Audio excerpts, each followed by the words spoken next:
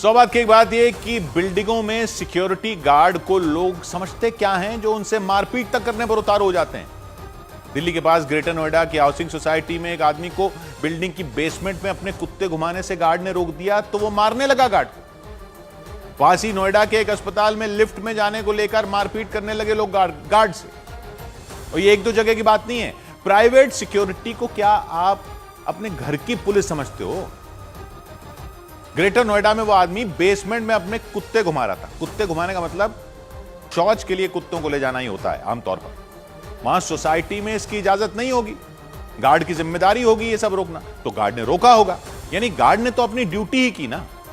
आपको दिक्कत है उन लोगों से बात करो ना, फिर जो सोसाइटी के नियम बनाते हैं, जिन्होंने नियम बनाया उनसे बात करो।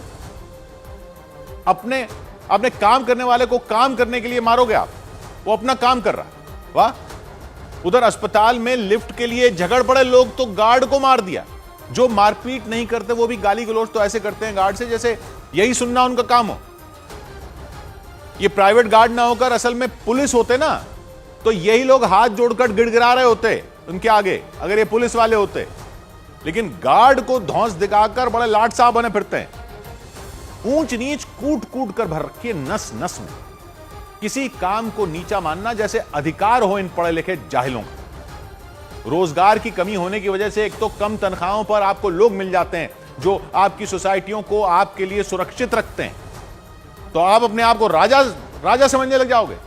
राजा साहब आप 12-12 घंटे की ये लोग ड्यूटी करें, 12,000 भी इनको महीने के ना मिल पाते, ऊपर से ऐसे बदतमीजों की गालियां सुने और मार भी खाएं। वो आपको जो पलटकर गाली नहीं दे रहे ना, वो उनकी नौकरी की मजबूरी ही है। विदेशों में जानते हैं कौन अफोर्ड कर पाता है इस तरह से प्राइवेट गार्ड बिल्डिंगों में? यही सोसाइटियों में रहने वाले भाषण देते रहते हैं कि कोई काम छोटा नहीं होता वगैरह वगैरह, और यही लोग ऐसे पेश आते हैं जैसे काम करने वाले उनके गुलाम हैं।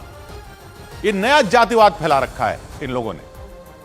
काम अगर काम होता है तो ये भी अपना काम कर रहे हैं और आप किसी के मालिक नहीं हो। अपने फ्लैट को महल बना लीजिए चाहे कैसा भी, लेकिन आप राजा नहीं बन गए हो। अपने ऑफिसों में अगर आप बॉस के सामने हाथ जोड़कर खड़े रहते हो तो उसका बदला निकाल रहे हो क्या? वैसे तो आपको हर बात पर अपने अधिकार याद आ जाते रहते हैं। इन लोगों ने आपके खिलाफ अपने अधिकार इस्तेमाल करने अगर शुरू कर दिए ना, तो कोई बचाने नहीं आने वाला। ऐसे बददिमाग लोगों को गार्ड को कमजोर समझकर हाथ छोड़ते रहते हैं, गाली देते रहते हैं। सुधर जाइए, अपनी हद में रहो। न तो वो आपके गुलाम हैं और न ही आप कोई सरकार हो कहीं के। इंसानों की बराबरी की बात तो ऐसे बदतमीजों को अगर समझ नहीं आई तो एक दिन कानून ऐसी बराबरी समझा देगा कि याद रखोगे। और कोई शिकायत है किसी गार्ड से तो वो तमीज से, जहां शिकायत करनी है वहां करो ना, तमीज से करो।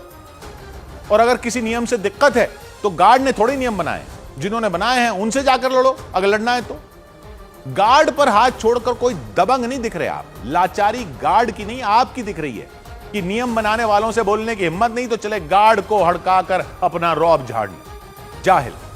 और जो लोग गार्ड को ऐसे गाली खाते और पिटते देखकर ऐसे जाहिलों से नहीं उलझते ना, वो भी कोई कम दोषी नहीं है। पड़ोसी होने के नाते ऐसे लोगों को छोड़ दोगे या सोचोगे कि कौन अपना टाइम खराब करे, तो इन लोगों के हौसले और बुलंद हो जाते हैं और आपका ही पड़ोस का माहौल जाहिलों वाला हो जाएगा। इनको तो वहीं शर्मिंदा करो जैसे उस व्यक्ति ने किया जिसने ग्रेटर नोएडा में गार्ड से मारपीट करने वाले का वीडियो बनाया। अच्छा किया। कोई भी वजह हो, गार्ड को थोड़े ही मारने लग जाओगे। 100 बात की एक बात।